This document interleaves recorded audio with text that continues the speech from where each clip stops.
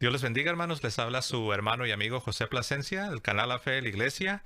En esta ocasión tenemos a un invitado muy especial. Está regresando. Él ya ha estado con nosotros. Me refiero al padre Javier Olivera Rabasi. Padre, bienvenido. Buenas tardes. ¿Cómo está, padre? Muy buenas tardes, José. Gracias por invitarme. No, el placer es nuestro y gracias a usted por haber aceptado la invitación. Quiero, para que aquellos que aún no le conocen, esto no se lo he dicho al padre, yo lo he preparado porque he querido, dar alguna información del padre Javier para que aquellos de ustedes que no le conocen y bueno, repito, no le he pedido permiso al padre, pero yo me he permitido para preparar esta pequeña biografía del padre. El padre Javier Olivera Rabasi, él primeramente es sacerdote, él también es abogado por la Universidad de Buenos Aires, profesor universitario en ciencias jurídicas y sociales, doctor en filosofía por la Pontificia Universidad Lateranense en Roma, doctor en historia. Él se desempeña dictando materias y conferencias en el ámbito de la filosofía, las lenguas clásicas y la historia.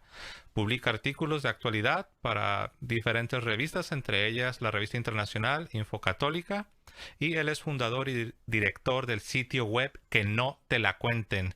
Para aquellos que no conocen este sitio, esa es la dirección, que no te la cuenten.org. Y él también se dedica a la apologética histórica. Y bueno, aparte de que les he querido presentar al padre Javier, hay un proyecto nuevo que trae entre manos el padre Javier y qué mejor que presentarles la video introducción y se las voy a presentar para todos ustedes. Queridos amigos de Que no te la cuenten, soy el padre Javier Olivera Rabasi y después de estos 6 arduos años de trabajo en nuestro sitio, comenzamos ahora una nueva etapa. Los cursos Que no te la cuenten. Tendremos cursos de tipo general, que serán libres y gratuitos previa inscripción, y cursos específicos sobre alguna temática en particular, que serán pagos. Estos últimos serán gratuitos solamente para seminaristas, sacerdotes o religiosas. ¿Cómo hacer para inscribirse? Muy fácil. En la descripción de este video tendrán un link al cual podrán acceder y ahí con sus datos podrán inscribirse para recibir los cursos. Comenzamos ahora con dos. Uno, acerca de los temperamentos para alcanzar la santidad. Ese conocimiento de uno mismo, nuestros defectos, nuestras virtudes que traemos como de fábrica por naturaleza y cómo ir trabajándolas para poder lograr la meta que es el cielo. Y otro específico que es una introducción sencilla a la filosofía, esa ciencia de entre las ciencias humanas, la más importante. Los invito entonces a que conozcan el sitio, cursos que no te la cuenten, y a su vez también, si todavía no lo han hecho, que se suscriban a nuestro canal de YouTube. Es un modo muy sencillo, muy fácil de poder ayudar a nuestro apostolado para que crezca y podamos difundir la verdad, esa verdad que finalmente nos hace libres. Que Dios los bendiga y que no te la cuenten. Muy bien, pues ahí lo tienen, queridos hermanos, todos están cordialmente invitados. Para mayor información, solo vean la descripción de este video y ahí van a encontrar los enlaces, el sitio web del Padre Javier y también un link especial para más información sobre estos cursos que no te la cuenten. Pues bueno, ahora sí, vamos a entrar en materia. Para aquellos que no lo saben, vamos a estar hablando acerca de la importancia de ser católico o a manera de pregunta, ¿por qué ser católico? Paréntesis y no otra cosa. ¿Por qué ser católico? Especialmente en un mundo de relativismo donde cada quien dice tener una verdad distinta y también vamos a estarlo viendo, queridos hermanos, a la luz de otras tradiciones cristianas, es decir, comunidades no católicas. Algunas veces se tiene la idea de que si eres sincero, si eres honesto, está bien, quédate en tu comunidad, quédate en tu grupo, no es necesaria la conversión, no tienes por qué ser católico. Y bueno, nosotros sabemos, por lo que la iglesia nos enseña, que no es precisamente así. Vamos a estar abarcando estos aspectos y trataremos de dar la mejor respuesta a estas preguntas, ¿no? Por qué ser católico? Bueno, pues sin más, este es un tema bastante amplio y cada uno de los aspectos que vamos a tocar pudieran ser suficiente causa para un video, cada uno de esos aspectos, pero los vamos a tocar de manera superficial, pero certera, que sea lo más sustancioso. Y pues primeramente, ¿cómo debiéramos responder a esta pregunta así de entrada, Padre Javier? ¿Por qué ser católico y no otra cosa? Bueno, porque estrictamente hablando, no es el hombre el que crea una religión, ¿no? Sino que es justamente Dios el que ha querido mostrar cómo es el camino para llegar al cielo. Nuestro Señor Jesucristo, puntualmente, Dios hecho hombre, ¿no? Hay muchos motivos apologéticos para saber que nuestro Señor Jesucristo es el Dios verdadero hecho hombre. No, no entramos acá porque sería abrir muchos hipervínculos y links, ¿no? Sí. Pero Él ha querido mostrarnos el camino para llegar al cielo. Y uno dirá, bueno, fundó estrictamente hablando de la religión católica. Estrictamente hablando, le llamamos religión católica, pero es la única religión verdadera que el Dios verdadero quiso revelar y el modo para llegar.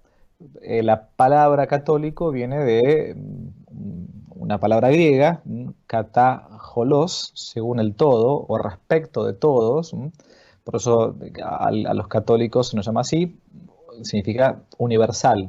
En griego, católicos es eso, esa palabra. No hay más judíos, ni griego, ni hombre, ni mujer, de San Pablo, somos todos uno en Cristo Jesús, ¿no? Y uno dice, bueno, ¿y por qué ser católico para llegar al cielo? Porque es el modo ordinario, el modo normal que ha dispuesto Dios nuestro Señor, con los medios ordinarios, que son los sacramentos, que ha dejado también nuestro Señor Jesucristo, para poder alcanzar la vida eterna. Ese es el modo ordinario, el modo, digamos, normal. Después podremos hablar de modos extraordinarios, con que Dios nuestro Señor, que es Padre misericordioso, se esfuerza hasta lo último para que intentemos salvarnos, digamos, ¿no? Pero el modo ordinario es por medio de, como dice nuestro Señor, si me amarais, cumpliríais mis mandamientos. No solamente los mandamientos de la ley antigua, los famosos 10 mandamientos, que si uno se los pone a pensar, yo siempre le digo a los jóvenes, cuando empiezan con la época de la adolescencia, ¿no? A discutir, bueno, ¿por qué esto? ¿Por qué esto? En realidad, ¿por qué esto significa por qué el sexto mandamiento? En la adolescencia es el tema de la pureza, el gran problema. Y uno les empieza a decir, bueno, vamos a pensar, analicemos, razonemos. ¿Te gusta que te mientan? No. Entonces hay un mandamiento, mira, no hay que mentir. ¿Te gusta que te roben? No. Entonces, mira qué casualidad, hay un mandamiento que dice no robar. ¿Te gustaría que te maten sin ningún tipo de justificativo? ¿No? No, entonces fíjate qué casualidad, a Dios se le ocurrió un mandamiento que es no matar. Bien, es decir, es el modo habitual para llegar al cielo, el cumplimiento de la ley de Dios que se plasma en una religión, que es eso, intentar ligar, religar, es una etimología que viene de la época viene de San Agustín, ligar nuevamente aquello que uno ha desligado, ha roto, ha sacado. Entonces el hombre por el pecado original se había separado, ¿no?, de Dios. Entonces la religión viene justamente a eso, a unir de vuelta a Dios a la criatura con el Creador. Sí, de hecho, ahora que lo escucho, padre, aquí yo tengo un par de notas a manera de prefacio, quizás adelantándome a lo que nuestros queridos amigos no católicos pudieran estar pensando, y quiero dejarlo, claro para todos ustedes, amigos que nos escuchan. El tema que estamos tratando no es para afirmar que el ser católico en sí mismo, es decir, en el sentido cultural, nominal, en otras palabras, católico no practicante, y yo creo que ustedes y todos nosotros conocemos a muchas personas que son católicos, y lo son, pero no son practicantes. Es lo que comúnmente les llamaríamos católicos nominales o culturales. Entonces, no estamos diciendo que el ser católico en sí mismo, sin la necesidad de practicar, de vivir la fe, sea suficiente. Y esto lo digo porque, bueno, este canal es frecuentado por personas que son creyentes en Cristo, pero no pertenecen a la Iglesia Católica. Y de alguna manera, Ujú. cuando nos escuchan a nosotros los católicos hablar de la necesidad de ser católico, ellos infieren que estamos diciendo que cualquier persona que lleva el nombre católico sin la necesidad de Ah, vivir su fe ya es suficiente. Para nosotros los católicos queda sentado que no es así, ¿no? Pero para mm, nuestros queridos amigos que nos escuchan, solo aclarando las posibles dudas, también para todos ustedes que nos están escuchando que quizás no son católicos, quiero decir que nuestro tema del día de hoy no es para negar o para afirmar que las personas o los cristianos, los creyentes no católicos, no es para decir que ellos no son sinceros o no son honestos, mm, no. de ninguna manera.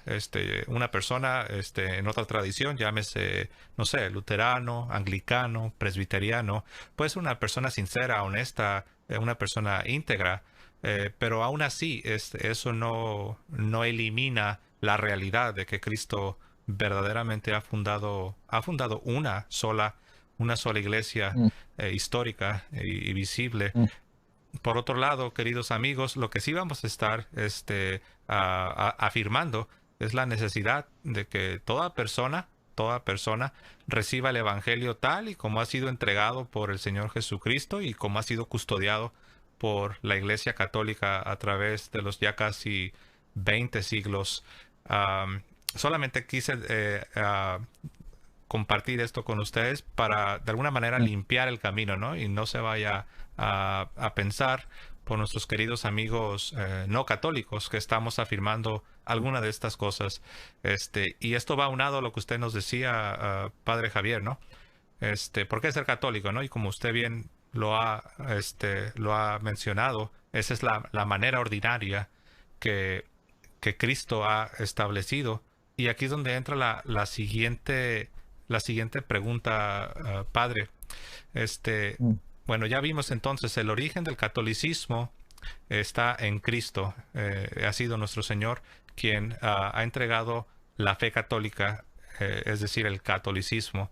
Um, Padre, cuando hablamos de la catolicidad de la fe cristiana, exactamente a qué nos estamos refiriendo, sobre todo a la luz de algunas ideas que pudieran tener algunas personas, ¿no? Algunos, cuando escuchan católico, inmediatamente relacionan la palabra con alguna, no sé, alguna leyenda negra, la fundó mm, Constantino, esto es de los mm, romanos, pero en mm. sí, ¿qué es? Cuando hablamos de que la fe es católica, ¿qué es Bien. la catolicidad, Padre?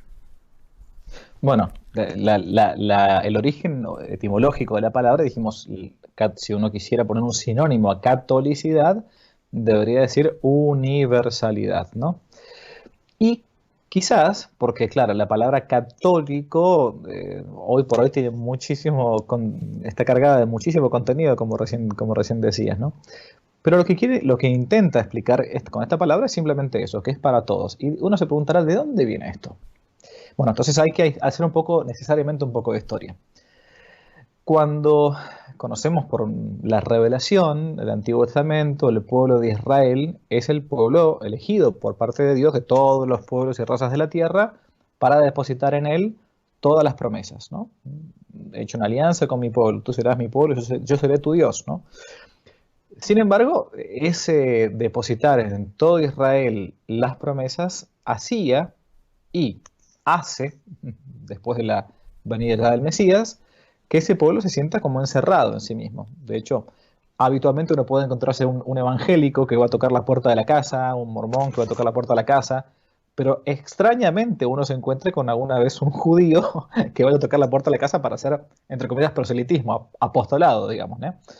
Ok, a partir de la venida de nuestro Señor Jesucristo y a partir del texto del Evangelio en Marcos 16, entre otros, más allá de toda la enseñanza de nuestro Señor, incluso que no está escrita, como dice San Juan al final de su Evangelio en los textos evangélicos, eh, la, la, vida la vida en Dios, en el Dios verdadero, ya no se acota puramente al ámbito judaico, a lo que llamamos las sinagogas, ¿no?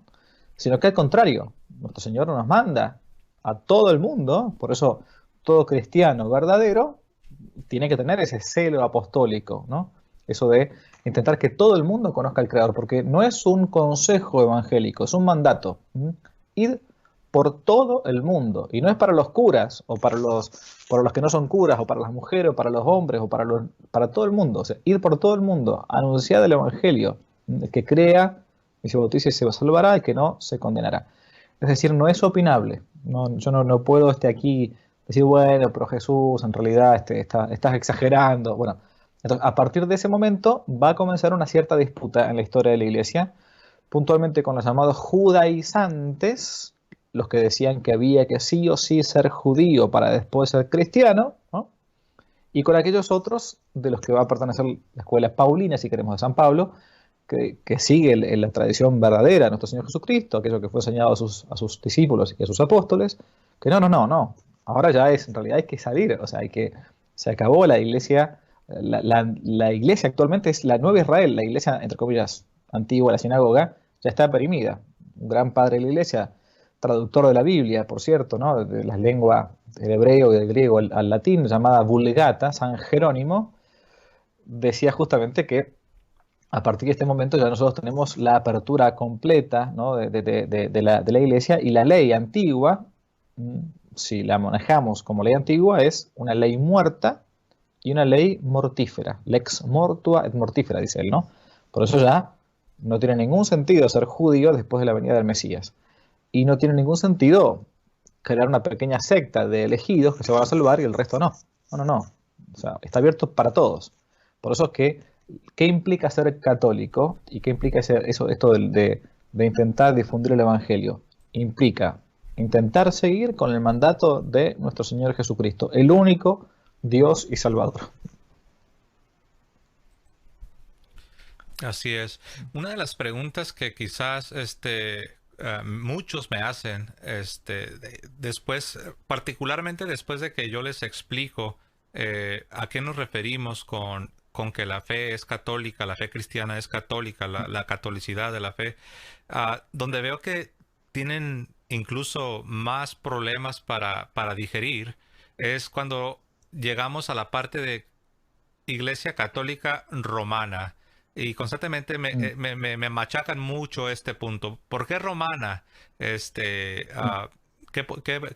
pudiera usted, padre, comentar sobre esta? Bueno, de hecho, cuando es un tema interesante, ¿no?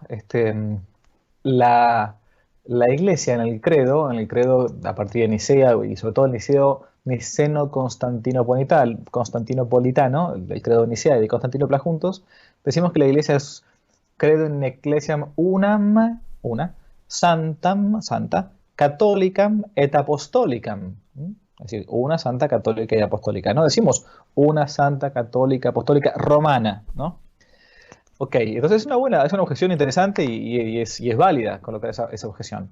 Con la ruptura, la dolorosísima ruptura, porque recordemos, ¿no?, que durante 1500 años la iglesia, mal que mal, con sus divisiones, que siempre las ha habido, ¿no? Mal que mal se mantenía unida. Pero a partir de la revolución de Martín Lutero, que era un sacerdote católico, esto hay que decirlo siempre, ¿no? Sacerdote católico y a su vez religioso, era monje agustino, comienza a verse con mayor necesidad, para distinguir bien los términos, a explicar quiénes estaban con el Papa, sea cual fuera el Papa de turno, y quienes se habían separado de ese tronco, digamos, ¿no? Por eso que cuando decimos católica, apostólica, romana, queremos decir que aquellos que se toman en serio aquel primado de Mateo 16:16, ¿no? Tú eres Pedro, sobre esta piedra edificaré mi iglesia. Entonces, bueno, permanecen con lo santo que pueda ser el Papa de turno o con lo pecador y desastroso que pueda ser el Papa de turno, no importa. Pero la iglesia no es anárquica, es jerárquica. Así como el cielo no es anárquico, el cielo es una monarquía, no es una democracia. Entonces, bueno, hay un Dios, y después están los ángeles, y después están los hombres, y en fin, ¿no? Entonces, cuando se habla de romana, es justamente eso, que uno está aferrado a aquel primado de Pedro, el primer apóstol papa, que a su vez tiene una sucesión en la historia hasta el día de hoy.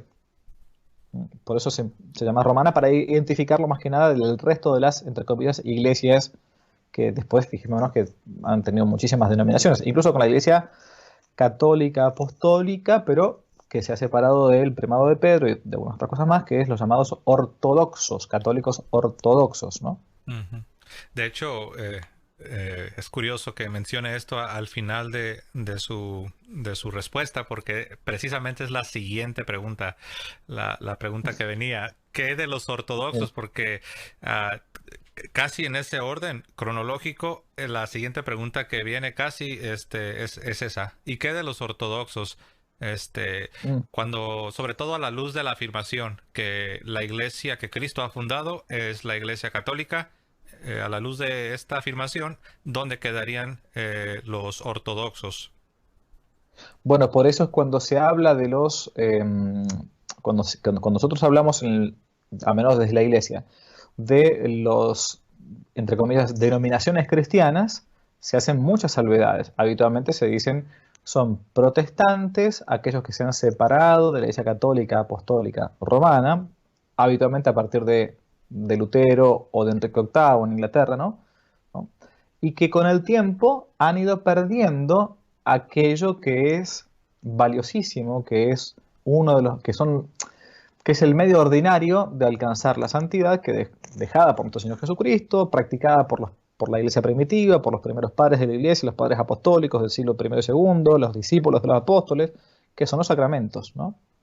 No es una mera figura el pan eucarístico, sino que es el verdadero cuerpo, alma, sangre y divinidad de nuestro Señor, la confesión, el sacramento de la confesión, en fin. Y entonces decimos protestantes, aquellos que sean evangélicos, testigos de Jehová, mormones, anglicanos, pentecostales, etc.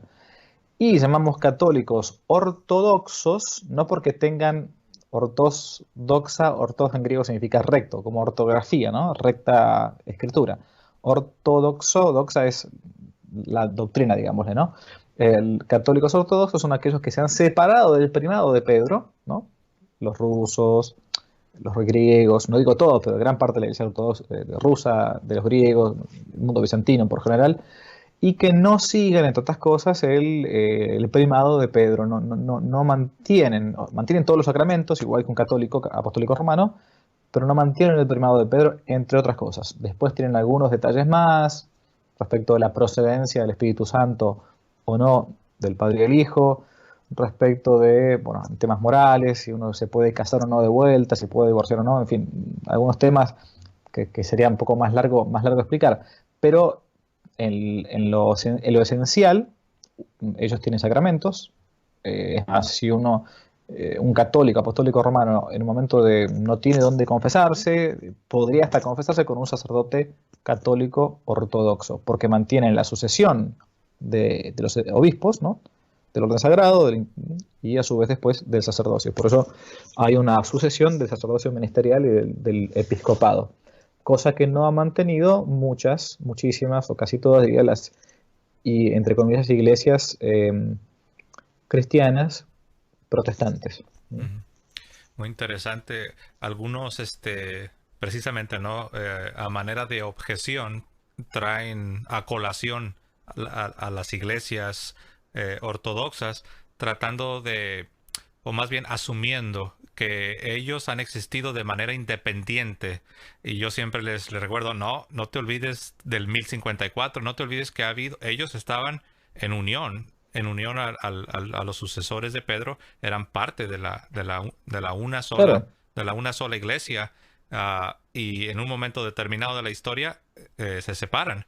Pero algunos no consideran este aspecto, sino que ellos en su mente dicen, bueno, ellos son antiquísimos, ellos vienen desde tiempos apostólicos, pero se imaginan que ellos han existido por el primer claro. milenio de manera independiente, como que sí, No, de no, manera paralela, compitiendo contra la Iglesia claro. Católica, y no es así. Este es un punto que seguido quieren traer algunos queridos amigos que nos visitan. Ah, ahora, Ay, Quiero decirte una cosa. Ayer en la tarde, justo ayer, ujú. hablé con Fernando Casanova. Quizás algunos lo conocen. Es conocido, apologeta, hoy católico, ¿no? Y una de las preguntas que yo le hacía era, Fernando, ¿cómo es que llegaste a la fe católica? ¿No? Porque uno se encuentra con algunos, él era pastor pentecostal durante muchísimos años, y yo no conocía la historia de él, lo voy a decir en serio, no.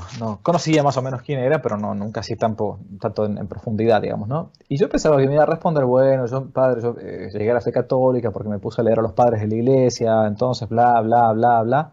Y él me dijo una cosa interesantísima, me dijo, no, yo llegué a la fe católica porque a mí me obsesionaba un tema, que era el tema de la unidad de la iglesia. O sea, si Cristo había fundado una iglesia o había fundado muchísimas denominaciones cristianas. Entonces a mí me preocupaba eso. He rezado, ¿no?, para que sean uno, dice nuestro Señor, ¿no? Entonces, bueno, tiene que haber de todas, tiene que haber una que sea la verdadera, ¿no? Entonces a él lo obsesionó ese tema, la unidad de la iglesia. No puede haber muchas, ¿no? Porque si yo tengo muchas, me he casado con mi mujer y me ponen a varias que son parecidas, ¿no? Bueno, por más que me gusten todas, pero hay una que debe ser la mía, o sea, no me quedan opciones. Entonces, una debe ser la verdadera. O sea, si una es la verdadera, entonces las otras son falsas. No hay muchas vueltas que darle. Entonces, a él lo obsesionaba justamente esto. Bueno, a ver, ¿cuál es la iglesia que fundó nuestro Señor Jesucristo? El Salvador de los hombres. Y a partir de esa pregunta llegó la Iglesia Católica con todas las fallas que tiene y que tenemos, y en primer lugar los curas, que somos un desastre, pues lo sabemos. Este, cuando él me contó que quiso entrar a la Iglesia Católica, le pasó como muchos protestantes que quieren entrar a la Iglesia Católica, que fue a ver un cura, vaya a saber qué cura, X, y el cura le dijo, no, no pasa nada, es lo mismo ser católico que ser pentecostal, Dios te quiere igual, todas esas barbaridades que una vez escucha, ¿no? De hecho, ese era mi siguiente punto. Parece que tal vez me está leyendo los pensamientos, padre. No. Yo he escuchado no de uno, de varios conversos a la fe católica, que en Mm. su proceso de búsqueda, en su proceso de discernir si verdaderamente la Iglesia Católica es quien dice ser, la Iglesia de Cristo, se han acercado a algunos ministros, algunos sacerdotes católicos para, pues, pedir más información, para tener un diálogo. Y esa ha sido la respuesta que algunos han recibido. Así, directamente les han dicho algunos sacerdotes, no hay necesidad de convertirte. Tú eres cristiano, eres sincero, eres honesto, tú estás sirviendo en tu comunidad. Eso es suficiente. En otras palabras, eh, ¿cómo podemos entender eso, Padre Javier? ¿Por qué es que ciertos sacerdotes están operando bajo ese paradigma, esa forma de pensar, ¿no? Mm. ¿Cuál será la Bueno, causa? Ujú. sí, en gran parte porque han recibido una formación decadente, muy mala, que viene siendo la norma, lamentablemente, en los últimos años, en los llamados seminarios, ¿no? Por las dudas, aquellos que no sean católicos, un seminario es donde un aspirante a sacerdote católico va a estudiar habitualmente entre 7 y entre 6 y 10 años de su vida, más o menos, depende la edad, en fin, depende del seminario, y allí estudia las materias principales, ¿no?, para acceder al sacerdocio. Después, si lo ven digno del orden sagrado, lo terminan ordenando sacerdote. Y en muchos seminarios el nivel no es bueno, no se siguen los documentos de la iglesia muchas veces, o se siguen documentos contrarios a la iglesia, o en el o en el mejor de los casos no se lee nada. Entonces, el padre Castellani, un gran sacerdote argentino, jesuita, gran teólogo, decía que ya en su época, en 1960, por ahí, los chicos no iban a un seminario, sino que iban a un semi-asnario. Imagínense la época en la que estábamos, ¿no? Wow. Entonces, donde se estudiaba. Sí, sí, sí. El padre Castellani es el que está en este cuadro que está acá, por las dudas, ahí atrás mío. Oh, ok. Leonardo Castellani. Y entonces hay una falsa concepción de la misericordia, del amor de Dios, y mezclado con una teología progresista, modernista, que dice, bueno, que no es necesario convertirse, que Dios es un Padre bueno, estoy haciendo la mímica de ellos, ¿no? Ujú. La teatralización. Dios es un Padre bueno, que te quiere tanto, que entonces no necesitan, te quiere como sos, no importa, no hace falta que uno se convierta en nada. Él es nuestro papá, entonces siempre nos va a querer, por más que es como el padre de la parábola de San Lucas, el hijo pródigo, que va a venir y él va a salir al encuentro, entonces no importa qué es lo que uno piense, qué es lo que uno haga, todos nos vamos al cielo, independientemente de lo que hagamos y en lo que creamos. Y entonces, bueno, es lo que vienen recibiendo en los seminarios, y lo estoy diciendo con la mejor, quizás con la mejor de las intenciones lo hacen, porque han recibido eso como formación. Entonces no hay un afán apostólico, no hay un afán apologético, muchas veces hay una especie de aburguesamiento en algunos sacerdotes, no digo en todos, en algunos, ¿no? Hay santos sacerdotes, claramente, ¿no? Y entonces, bueno, se quedan con eso y muchas veces, porque tampoco sabrían qué cosa responderle a una persona cristiana, protestante, que viene a plantearle algunas dudas. Bueno, tú conoces el caso de aquí que Leonardo Abdala, un joven que yo lo conocí porque había ido a más de un sacerdote aquí en Argentina, por lo menos dos, y le habían dicho que no hacía falta que hiciera sacerdote. Y finalmente me llegó a mí por tu intermedio y bastó una conversación de 1 hora y media más o menos para que él dijera, pero yo no soy Santo Tomás de Aquino, tampoco soy Einstein, digamos, no hace falta, no soy un genio, conozco mis límites, ¿no? Pero más o menos conozco la doctrina católica, la Biblia, no hacía falta ser no sé, San Justino para intentar hacer un poco de apologética con él, digamos, ¿no? Bueno, en parte creo que es eso, hay una mala formación, una mala concepción de lo que es la conversión, de una mala concepción de lo que es la proposición de la fe. Nadie impone la fe, ¿no? San Agustín decía que la fe no se impone, sino que se propone. Y si el terreno, como la parábola, está abonado, sale el sol, se riega, el sembrador siembra, pero debe sembrar, ¿no? No sé qué haya de cierto, padre. Tal vez usted conozca un poco más, pero yo he escuchado que en, en iba a decir en tiempos de antaño, pero no sé si a lo mejor no sea, quizás no hace mucho, que en los seminarios donde se formaba a los sacerdotes, hace muchos años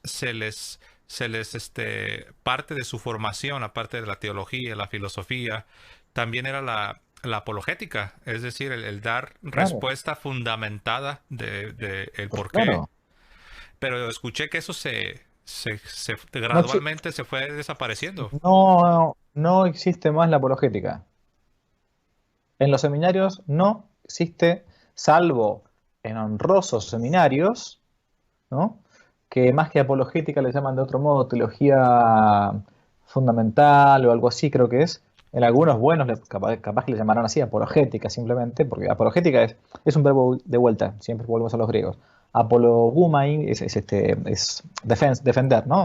Una apología es una defensa de algo, la apología del delito, por ejemplo, la apología de Sócrates, la defensa de Sócrates antes de que lo maten para tomar la cicuta. La apologética es la defensa de la fe, ¿no? Y eso lamentablemente se ha perdido. Y cuando uno no defiende, es porque no ama. Es muy fácil.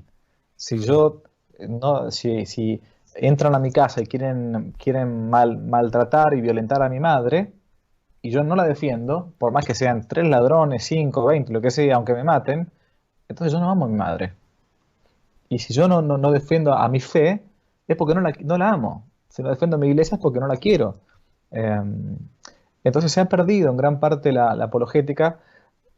Claro, no lo van a decir así de modo abierto, pero en gran parte es porque no se, no se, no se entiende que es un modo elemental de mostrar el amor hacia la fe o hacia la Santa Madre Iglesia, ¿no? Entonces, cualquiera que viene me cita un par de textos evangélicos hilados, ¿no? Y un católico no sabe responderlos, bueno, está bien, yo entiendo que un católico sencillo capaz que no conozca totalmente, debería conocer las escrituras, más o menos, pero no hace falta que las sepa de memoria. Pero un sacerdote que supuestamente es perito en la materia es como análogamente a un cirujano que dice, ah, pero yo no sabía que el bisturí no la podía dejar dentro del estómago del paciente cuando terminaba la operación. Me olvidé, bueno, paciencia. No, no, es mi especialidad, digamos. Tengo yo la responsabilidad. Y la apologética hoy no se estudia ni se predica.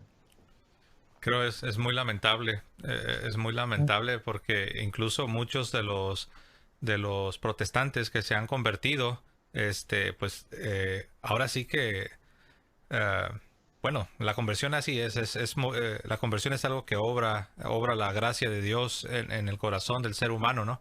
Pero a donde quiero llegar es que muchos han tenido que hacer todo el trabajo ellos mismos, mucha investigación, Sí. mucho estudio, mucho leer, desvelos, y pienso yo que si tuviésemos más, que los hay, por supuesto, pero que tuviésemos, que en los seminarios muy a propósito se estuviese impartiendo la apologética como se hacía en tiempos anteriores, pienso que sería algo de bastante utilidad y algo Mm.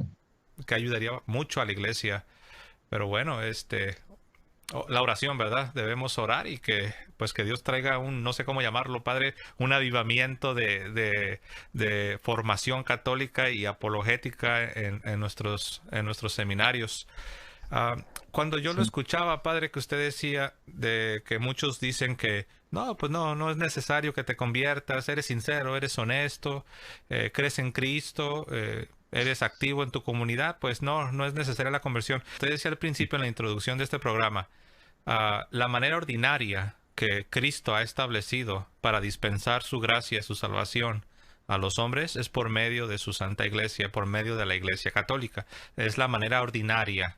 Sin embargo, Ujú. Dios, siendo todopoderoso, él mismo no está limitado a la manera ordinaria, por así decirlo. Él puede dispensar su gracia a aquel que en su ignorancia busca la Mm. verdad. Pero me da la impresión, padre, que muchos han hecho de la excepción la regla. En otras palabras, de lo que sería la forma extraordinaria de que la iglesia misma reconoce de que sí existe la posibilidad que una persona, aún fuera del seno de la iglesia, cuando no hay culpa del individuo, cuando es una ignorancia que de plano, verdaderamente la persona está en una ignorancia donde no puede hacer otra cosa, Dios dispensa su gracia y Dios puede obrar, pero eso sería algo extraordinario. Pero cuando yo lo escuchaba, y yo mismo lo he escuchado, como hay muchos católicos, incluyendo sacerdotes, que tienen esta idea de que, no, pues no hay necesidad de que seas católico, así estás bien, eres sincero, eres honesto. ¿No será que se ha invertido, padre? Sí, yo siempre pongo este mismo ejemplo, ¿no? Y quizás me repita si alguna vez me lo escuchó una vez, pero en primer lugar me sirve para mí, como todas las cosas. Yo cuando predico, trato de predicar para convertirme primero yo, ¿no?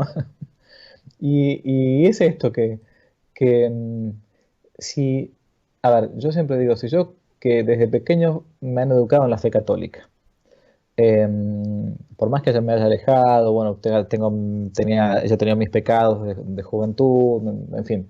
Eh, pero mal que mal he sido bautizado, tomé la Sagrada Comunión cuando era pequeño, la confirmación, de bla, bla, bla, todo el resto, ¿no? Eh, si a mí, que tengo los sacramentos a disposición, como católico, si a un católico nos cuesta a veces practicar el bien, conociendo el bien, y no solamente conociéndolo, sino que incluso teniendo los medios ordinarios que son los sacramentos para que sean vehículos de la gracia, cuánto más a un pobre hombre que, por ejemplo, es budista, o que vive, yo me tocó un tiempo estar acompañando a un sacerdote misionero en el Tíbet indio, en el norte de la India, ¿no?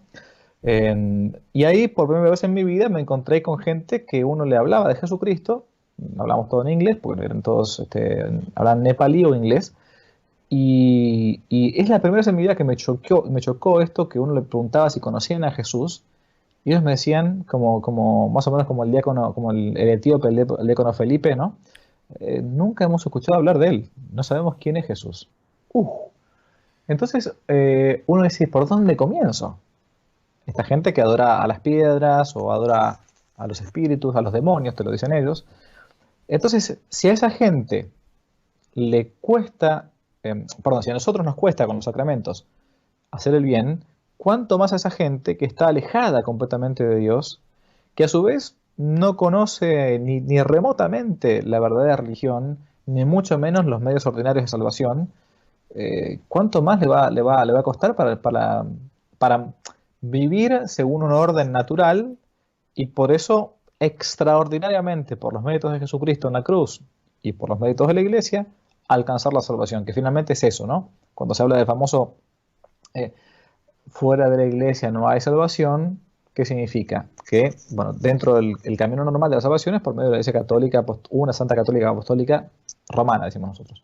Ok, pero alguien también podría salvarse si uno no conoció, o sea, si por ignorancia invencible, o sea, si, sin culpa mía, digamos, ¿no? Porque yo cerré los ojos y no quiero pensar, cierro la cabeza, no quiero razonar, o sea, sin que nadie me haya predicado, sin que yo haya tenido la posibilidad de conocer la verdadera fe, etcétera, eh, siguiendo una recta conciencia, me podría llegar a salvar como si fuera miembro de la iglesia sin serlo de modo visible, ¿no? Pero repito entonces, si a nosotros nos cuesta intentar practicar el bien, tener todos los medios a la mano, ¿cuánto más le cuesta a alguien que no los tiene?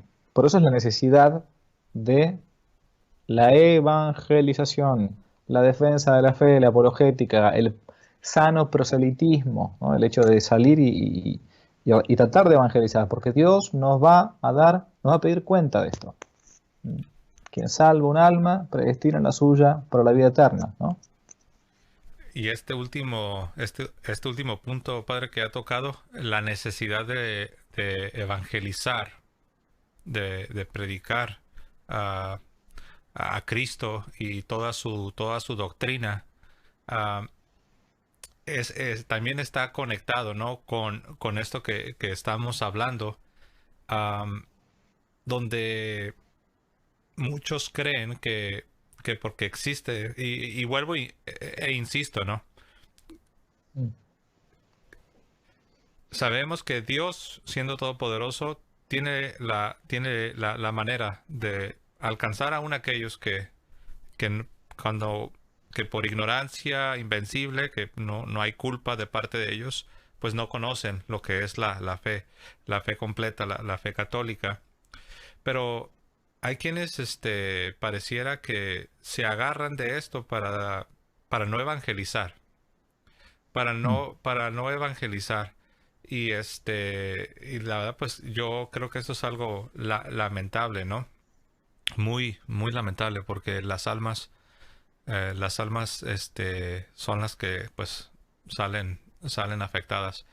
Este, pero bueno, yo creo que a lo mejor este tema pudiera ser,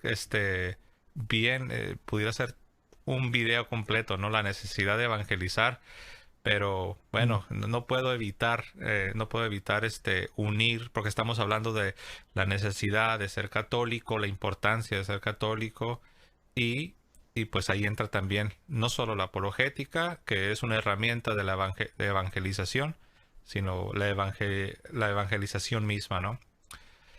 Tengo Mm. una pregunta, y es una pregunta que me la han formulado de diferentes maneras, pero básicamente la pregunta es esta: ¿por qué no es suficiente ser, ¿por qué no es suficiente ser un protestante si soy sincero, si soy honesto, leo la Biblia? Por qué no es suficiente? ¿Por qué, por qué es que debo convertirme o volver, por decirlo así? Yo sé que hay quienes nunca han estado en la Iglesia Católica, pero bueno, al final del día, todas las tradiciones cristianas no católicas en algún momento salieron de la Iglesia. Entonces, pero muchos sí tienen esa pregunta, muchos incluso, a mí me lo han manifestado, padre, me han dicho, se incomodan bastante cuando yo les hablo de la necesidad de, de volver a la iglesia, de ser católicos. Tienen esta pregunta muy presente. ¿Por qué? ¿Por qué? O sea, casi como que creen que es una arrogancia de parte del católico sugerir que ellos, aunque son sinceros, son Mm. honestos, deben, con todo, deben convertirse, deben ser católicos. ¿Cuál sería la respuesta? ¿Por qué no es suficiente? Bien, esto es sin ánimo de ofender a nadie, ¿no? En absoluto. Voy a responder con, con un ejemplo sencillo. Es como tener es como tener a disposición una Ferrari Testarossa y querer andar en un Fiat 1500, digamos, ¿no? Eh, ¿Por qué? Bueno, en primer lugar, porque por una cuestión natural del hombre, la búsqueda de la verdad. Yo no puedo negar la verdad voluntariamente y que eso no tenga consecuencias en mí. Entonces, una persona que no conoce la verdad completa, pudiéndola conocer como nuestro intelecto está hecho para la verdad, si tiene alguna pequeña duda de alguna cosa, debe intentar procurar sacárselas, ¿no? Alcanzar esa verdad. Entonces, un protestante, si algún hermano protestante ahora está viendo este tema, esto, y quiero que simplemente preguntar lo siguiente. A ver, bueno, hagamos de cuenta, los sacerdotes somos un desastre, todo, en fin, la iglesia ha sido un desastre toda la vida, es un invento de Constantino, bla, bla, todo lo que uno puede encontrar en cualquier página protestante habitual. Ok, entonces, mi pregunta es, a ver, y pongo la pregunta, ¿alguna vez has leído en tu vida cómo vivían y qué decían escribiendo? Está todo, hoy están disponibles en internet gratuitamente, uno puede leerlo perfectamente. Los primeros cristianos o los primeros padres de la iglesia, llamados padres apostólicos, discípulos directos de los apóstoles, ¿no? ¿Cómo vivían su fe? Te aseguro, te prometo, doy mi palabra que te asombraría si te pusieses a leer a un San Justino, ¿m? O la Didaché, ¿no? O San Clemente Romano. Los primeros padres. Hay muchas cosas que tú, que eres un hermano protestante, no estás creyendo lo mismo que crean aquellos. Interesante eso. No, ellos, al menos uno va a decir, yo no creo en lo mismo que creían los primeros discípulos de los apóstoles, los más cercanos, ¿no? Entonces, si se me puso esa duda en el intelecto y yo no voy a buscar la respuesta, entonces comienzo a tener una cierta ignorancia que es vencible, no que es invencible. Yo no sé nada, ¿no? Una cosa es ser un menonita, estar metido en medio de un campo y que escuché solamente esa campana toda mi vida y de nada. Y otra cosa distinta es, bueno, hoy tengo medios para poder conocer. Entonces, ¿por qué? En primer lugar, porque hay un derecho y un deseo natural del hombre de alcanzar la verdad, que solamente la verdad me hace libre. Y no una verdad parcial, sino una verdad completa. Entonces, una persona que se mantiene voluntariamente con alguna duda real, positiva en su alma respecto de su religión protestante y no intenta evacuar esa duda seriamente, con honestidad intelectual, sin buscar justificar su propia creencia, ¿no? Porque también un católico puede tener dudas de fe y tiene que evacuarlas, no está mal tener dudas de fe, es lo más normal, una persona va creciendo y tiene tentaciones contra la fe también, puede pasar hasta los santos, ¿no? Pero yo tengo que sacármela, ¿no? Entonces, me estoy quedando a veces voluntariamente con algo bueno, que debería evacuar, digamos, que es el derecho y la obligación de buscar a su vez la verdad. Y por otro lado, es el beneficio. Me estoy privando de los tesoros más grandes que Dios nuestro Señor nos ha dejado. Eh, Es decir, hay muchísimas verdades que una persona protestante posee. Y yo muchas veces admiro. Por ejemplo, esto que hablábamos antes. Normalmente, en los últimos años, un protestante es a veces digo, más comprometido en su fe que varios católicos y que más de un cura, ¿eh? Y que públicamente se muestran como protestantes y no tienen miedo. O sea, ¿por qué? Bueno, pero eso porque ha decaído bastante la apostolicidad de la iglesia o de los católicos, quiero decir, ¿no? Es decir, yo siempre he jurado como molesto con esta frase de que muchos protestantes en realidad son católicos estafados, ¿no? Porque se encontraban como estafados en la fe católica. El sacerdote en la iglesia hablaba siempre de los pobres o del amor, y nada del evangelio ni nada. Entonces se cansaron y fueron al pastor protestante que le hablaba, al menos le hablaba del evangelio, digamos, ¿no? Pero le falta todo ese tesoro gigantesco, ¿no? Que es el medio habitual de santificación, que son los sacramentos, ¿no? O que son algunos misterios de nuestra redención, ¿no? Y nos hemos quedado con pequeñas objeciones. No, la Virgen María no puede ser virgen porque tuvo más hijos, fíjate lo que dice el Evangelio. O las imágenes, ¿no? Si fíjate, entonces como esos son idólatras. En realidad nunca se pusieron a pensar con mucha tranquilidad. Entonces se contentan con sus objeciones ya, digamos, 1000 veces respondidas, porque en eso están 1000 veces respondidas. Y bueno, eso es la verdad. Entonces, el segundo, privarse de la riqueza. Y por último, que también puede existir, por cierto, ¿no? Que para algunos puede ser más cómodo. Yo he conocido una vez un pastor, yo personalmente he conocido un pastor protestante, que había entendido intelectualmente todos los planteos que había hecho. Estábamos con un sacerdote, había puesto objeciones, pum, pum, pum, todas. Y la respuesta fue esta. Él era pastor y predicador, ¿no? Dice, miren, yo vivo de esto. Es todo lo que sé hacer. Si yo me hago católico, pierdo toda mi grey y pierdo todo mi trabajo. Entonces, bueno, Wow, no, sí, de hecho, pues yo conozco a muchos ex pastores que pues les tocó perderlo todo, precisamente porque llegaron a un punto donde se dieron cuenta que, que ya no podían continuar mm, pretendiendo, pretendiendo que no estaban aprendiendo todas estas cosas. Por ejemplo, el ejemplo que usted daba, padre, o usted decía, ¿no? Yo te garantizo que si tú lees los escritos de los padres apostólicos, que muchos de ellos fueron discípulos de los apóstoles, algunos otros discípulos de los apóstoles, te vas a dar cuenta que ellos no, pues no eran protestantes, te vas a dar cuenta que hay una catolicidad en sus escritos. Entonces, ahí es donde usted dice que la famosa ignorancia invencible, porque estamos hablando de que sí existe una posibilidad de que una persona no católica pueda ser alcanzada por la gracia de Dios cuando existe una ignorancia invencible. Es decir, que no hay nada que la persona pueda hacer para recibir la luz de la revelación en cuanto a las exacto. doctrinas de la fe, ¿verdad? Pero, y ese es el punto que yo quería tocar, padre.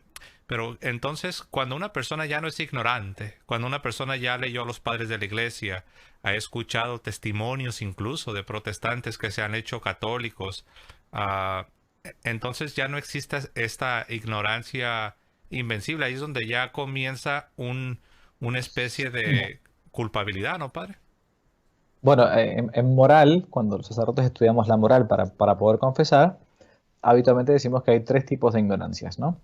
La ignorancia invencible, que es la que hablábamos recién, bueno, no sabía, la verdad nunca me predicó, ¿no?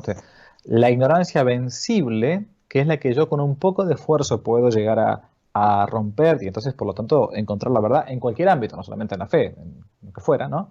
A ver, a alguien se le cayó su cartera en la calle y yo voy caminando y entonces digo, no voy a mirar a nadie, a ver por las dudas, a ver si es de alguien y no me la puedo quedar. No, esa persona es, ¿no? Y por último, la ignorancia afectada. ¿Qué significa la ignorancia afectada? Que yo ya en realidad permanezco en esa ignorancia porque no quiero salir, porque no me conviene salir, ¿no? Entonces, no hago ningún tipo de esfuerzo voluntariamente, porque si a mí tuviese cierto conocimiento, entonces me haría cambiar de vida. ¿Mm? Mm. Eso porque implicaría, pues como usted dijo, tomar decisiones que van a repercutir en la fuente de ingresos, Claro. ¿no? Perder el trabajo, perder tu estatus, Mm. sentido de pertenencia y bueno, ahí entran otros cambios ya que tienen que ver con tus redes sociales, vas a perder quizás amistades, incluso relaciones Claro. familiares. Si es un sacrificio, ahí es Mm. donde uno entiende, ¿no, padre? Lo que dijo el Señor, que es necesario Mm. estar dispuesto a perderlo todo para tomar nuestra Sí, cruz y seguirlo a Él, ¿verdad? sí. Este es un tema en verdad, pues, más que interesante, realmente creo, pues, muy, muy, muy importante. Porque muchos sí me han preguntado eso. Me dicen, entonces, José, ¿qué es lo que tú me estás diciendo? Me estás diciendo que yo, que soy protestante, si me muero, me, me, me voy a ir al infierno. Y yo siempre respondo, eso depende. Y Mm, se hace un silencio, ¿no? ¿Depende de qué? Digo, depende de cuál ha sido tu respuesta a la luz que Dios te ha mostrado.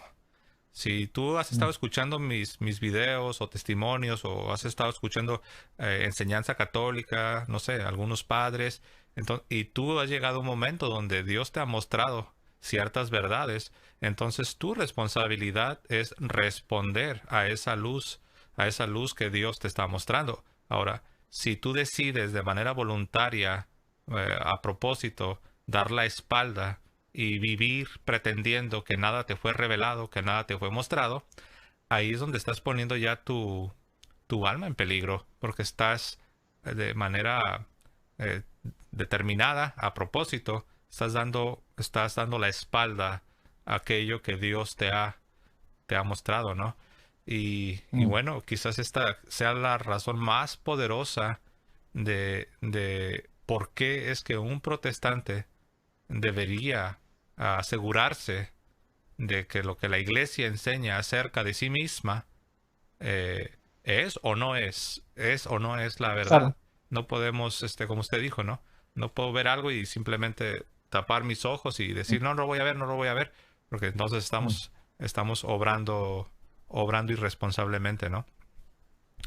mm. Wow, no, yo creo que como lo dije al principio, cada una de estas preguntas que estamos, haciendo y tratando de dar respuesta, sería el motivo de un video completo, ¿no? De un programa completo, pero yo sé que el tiempo siempre apremia, ah, y bueno, aquí yo tenía una pregunta, pero en la realidad, padre, con los comentarios que usted ha hecho, se ha respondido. La siguiente era la pregunta, ¿qué de los que nacieron y murieron?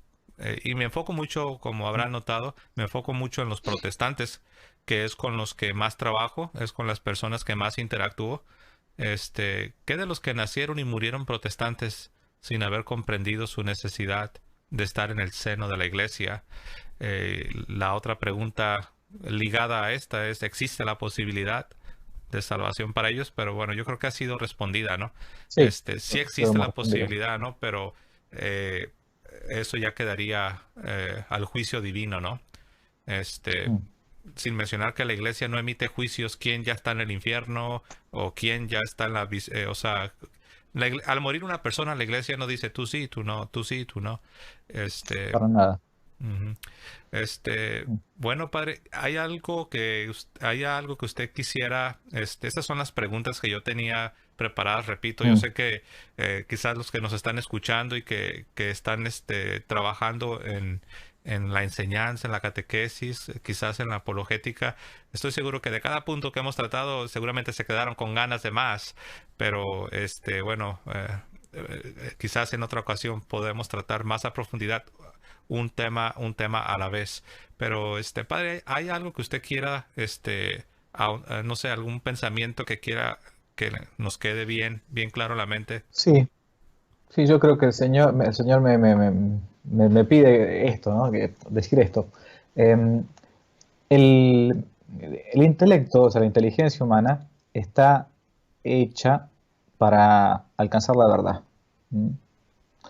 Todo hombre naturalmente desea saber, decía un filósofo que era Aristóteles, y nosotros nos damos cuenta porque a nadie le gusta que le mientan, ¿no? Y cuando entendemos algo, claro, esto es así, claro, esto es así. Entonces, nuestro intelecto reposa, ¿no? en la verdad, ¿no? Y nuestra voluntad busca el bien, ¿no? O aquello que parece un bien, ¿no? Puede ser el bien tanto dar de comer al hambriento, un bien, ¿no? Como también podría ser un bien que cree que es un bien alguien que se termina emborrachando, ¿no? O suicidando, ¿no? Él busca, él cree estar, porque es un bien para él terminar con su vida, es un bien para él drogarse, es un bien para él emborracharse. Okay.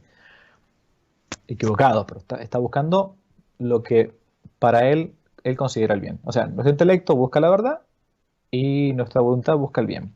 Por lo tanto, el hombre se planifica, se hace pleno en la búsqueda de la verdad y en la práctica del bien.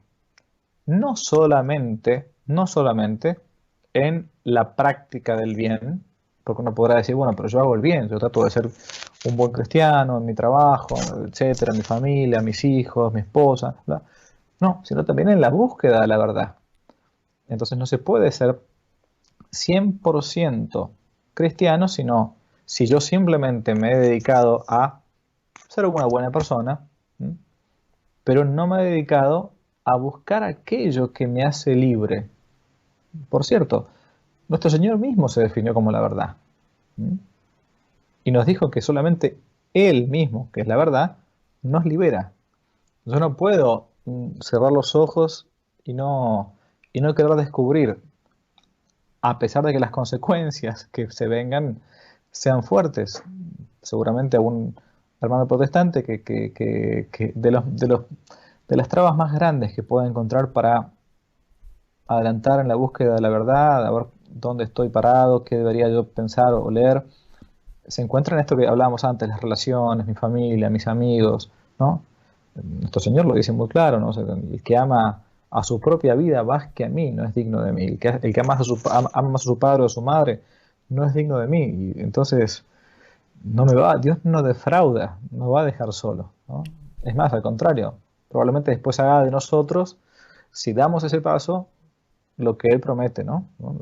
Luz del mundo y sal de esta tierra. Yo, todos los que he conocido como protestantes, que después han o bien regresado a la Iglesia Católica, o bien nunca la habían conocido, entonces se hicieron católicos, entonces conocieron la verdad completa, son unos apóstoles, pero geniales, geniales. Yo los envidio y les siento una sana envidia, digamos, ¿no? Por ellos. Porque es así, ¿no?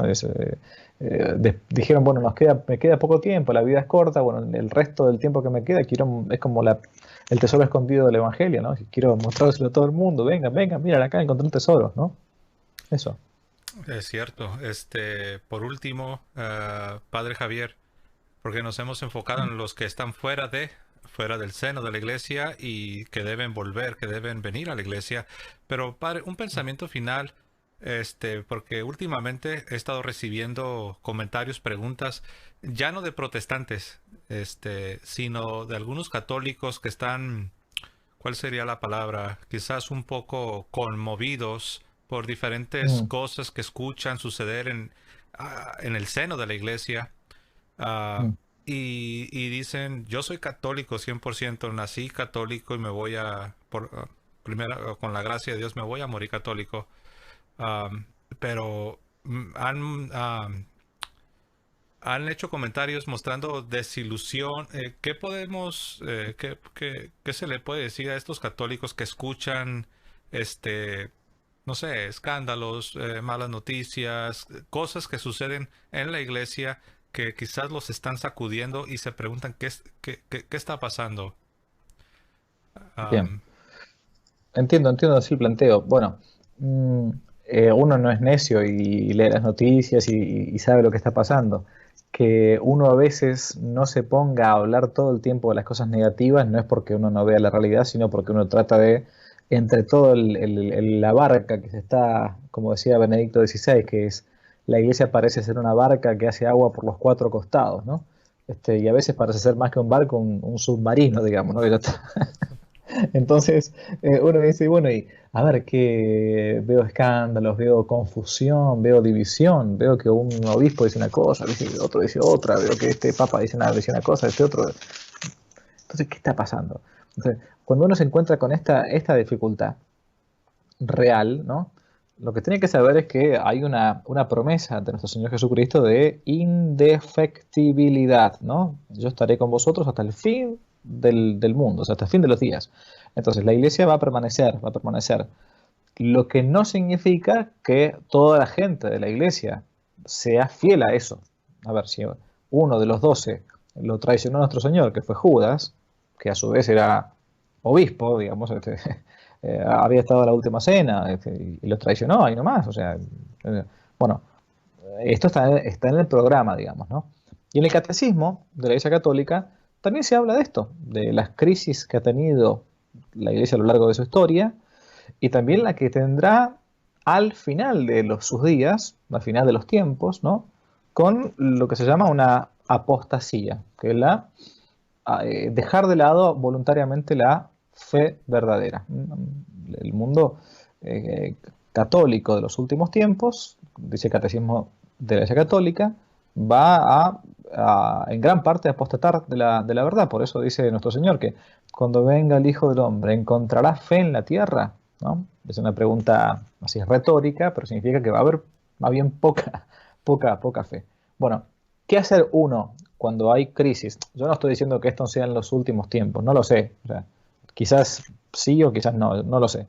Hay muchos signos extraños, pero también hubo momentos de la Iglesia o de la historia de la Iglesia que uno puede conocer que también parecía que estábamos ya al borde del abismo, digamos, ¿no?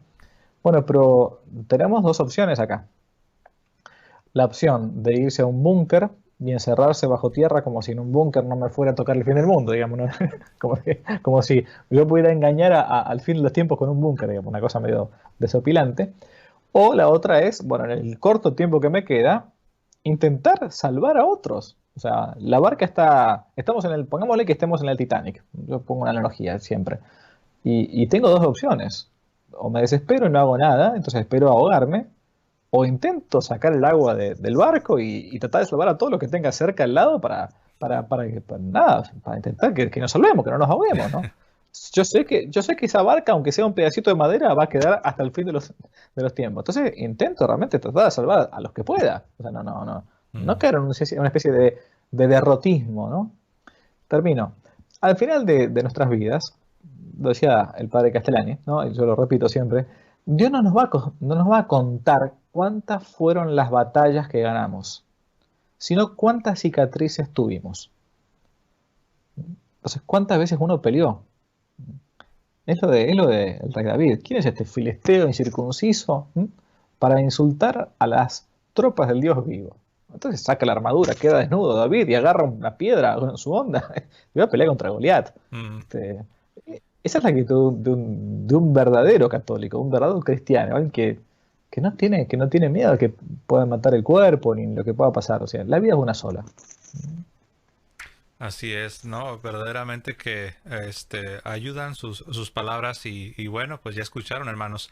Debemos permanecer siempre en la iglesia y no dar lugar. No existe tal cosa como para permanecer fiel debo salir de la iglesia, no. No es lo uno o lo otro. Permanecemos en el seno de la Santa Iglesia y permanecemos fieles y de ahí no nos movemos. Bueno, padre, yo me quedé con muchas ganas de seguir hablando con usted, pero bueno, el tiempo ya está encima de nosotros. Yo le agradezco por hacer espacio de su día y por haber aceptado esta invitación a nuestro programa. Ya nos habían pedido cuándo regresa el padre Javier y pues bueno, Dios nos ha permitido esta segunda entrevista con usted y gracias. Estoy seguro que hablo en nombre de todos los que nos están escuchando. Muchas gracias, padre Javier. Y bueno, no lo voy a dejar ir sin antes pedirle su bendición para toda la audiencia. ¿Cómo no? Desde ya. En el nombre del Padre, y del Hijo y del Espíritu Santo. Amén. Te damos gracias, omnipotente Dios, por los beneficios que hemos recibido de tu generosidad en esta conversación tan hermosa, tan amena. El Señor esté con vosotros y con tu espíritu. Os bendiga Dios Todopoderoso, el Padre, el Hijo y el Espíritu Santo. Amén. Amén. Muchas gracias, José. Un gusto, un placer. Gracias de nuevo. Y como siempre, nos despedimos diciendo que viva Cristo Rey y que viva Santa María siempre Virgen. Hasta luego. Que vivan, que vivan. Amén.